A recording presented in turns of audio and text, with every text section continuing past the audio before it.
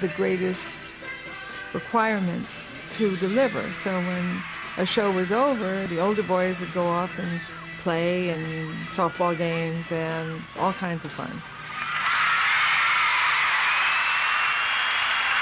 Michael never had that sense of freedom to go and do and run and jump unless it was on some private property someplace. And you have to remember, when you're 9 years old or 10 years old, that's like very early to lose all sense of freedom. Even then, he was an introvert. I remember coming off stage one day, and I came through this room that we had to go through to get to our dressing room, and it was kind of dark, you know. And Michael was just sitting on a bench over in the corner in the dark, just him, you know. I said, Michael. I said, why you just, you know, what's the matter? He said, oh, nothing. You know, he's always kind of been like that. Barely in his teens, Michael Jackson's childhood was well and truly over. He released his first solo single, Got to Be There, and the Jackson 5 embarked on yet another tour.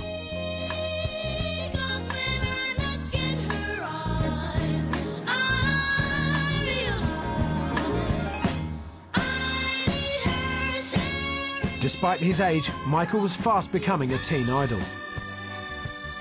We used to have little girls and things coming around, and boys visiting their fans. And at first I would let them in, and they would stay all day, and sometimes the girls would stay until after the buses were running anymore. And I wasn't going to let them stay all night, so I'd have to get out in my car and take them home. But after that got old with me, and I had to stop. I just didn't. And then we stopped letting them in. Then they would gather outside the gate.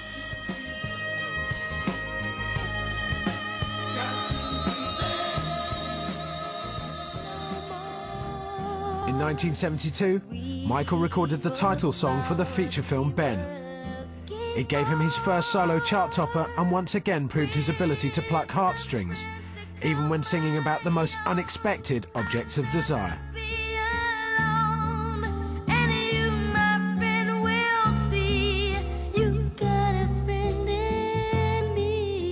That's one of my favorite songs that Michael did, Ben.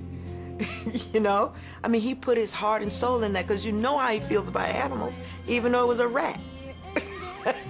I mean, come on, you know? So it doesn't have to be that you have gone through all of those things to pull from the innermost feelings that you may have inside of you.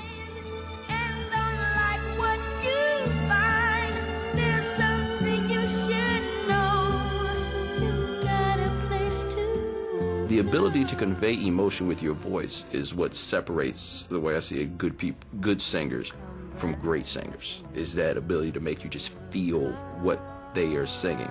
And that's what Michael was so good at. One day in your life, you'll remember the love you found here. After 8 years and 14 albums, the Jackson 5 left Motown when their request for more creative input was turned down. Minus Jermaine, who remained with Motown, the band joined the Epic label in 1976 as the Jacksons. The first album with Epic went gold, and rumours about Michael splitting from his brothers and going solo began to circulate. And when things fall apart, you remember one day. One of the lawyers called me one day and told me to tell the other boys that they better start saving their money, because Michael was going on his own. And Michael was only 17 at the time. He hadn't graduated yet. And I told him no. I said, you can't do that. And he said, well, why? I said, because I know you said that Michael doesn't need his brothers. I said, but right now they need him. For the time being, Michael Jackson continued to perform with his brothers. But before long, his ambition as a solo artist would lead him to create the biggest video of all time. Thriller went for the juggler. There was no question. It was like, bang!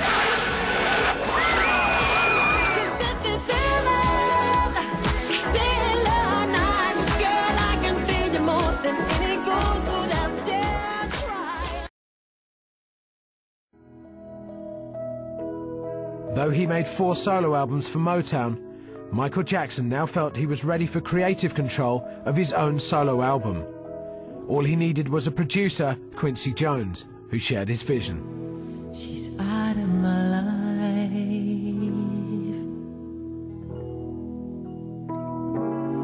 She's out of my life.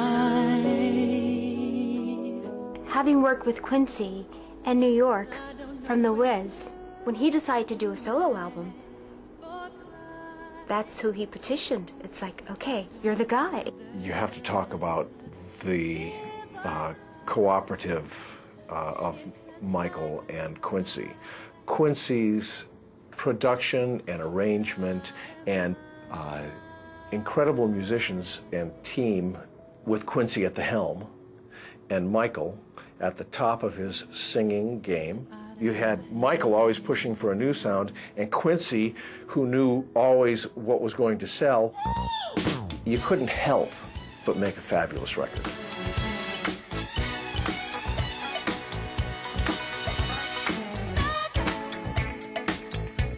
The music is jazz. It's jazz with a rhythm and blues rock flavor to it.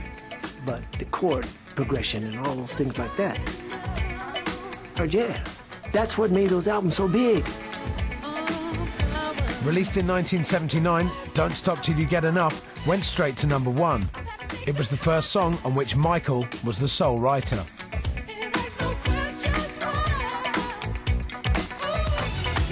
Sometimes I hear him in the middle of the night, he's screaming, he'd jump up out of the bed and go, woo, you know, like, woo, and I thought, what is it? He said, he just got an idea while he was laying in bed, and he'd get up and he'd write it down. And then that's how he writes.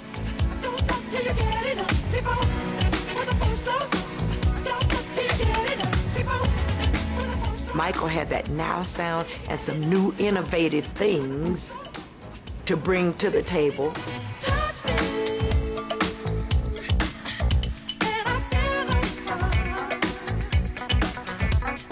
There's the lead vocal, which he sings.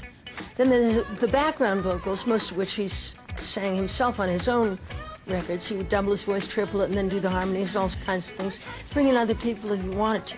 And then there was the third voice that nobody had done like Michael ever. Just listen at the music. You know, all little things like that. That riff had never been done. Girl, close your eyes, let that rhythm get into you. Rock With You off the Wall is my favorite one. That's my favorite one, and it's smooth, but you still feel the energy of it, even though it's kind of a mid-tempo song. That one seemed to be kind of, in a lot of ways, stripped away from the dancing and the performing and everything else, and you just go straight ahead forward with, and you just get a clear example of what a talented vocalist he is when that's properly applied. Share that beat of love. Rock with you all night. Rock With You also topped the charts. As Michael celebrated his 21st birthday, Off the Wall became the first album to produce 4 top 10 hits in the US and the first to produce 5 in the UK. With the next album, Michael Jackson would truly come of age. Here was Michael Jackson, a man who was going to come out with this album that nobody had heard. This was the first single off it. That's all we heard. We didn't hear the rest of the album. So we knew very little about it except this one track. The record companies were very naive, and the management and the bands really hadn't done any videos, so there was very little brief. It was pretty much a blank page. I got a call from the management saying, oh, by the way, Michael Jackson wants to dance and should dance he's a great dancer during some of this. And I said, well, you know, of course. So I got a handheld camera in front of him, and we played the chorus, and he just was amazing. He just danced his way along these stones that lit up, and this poor electrician was trying to keep up with the lights that came on.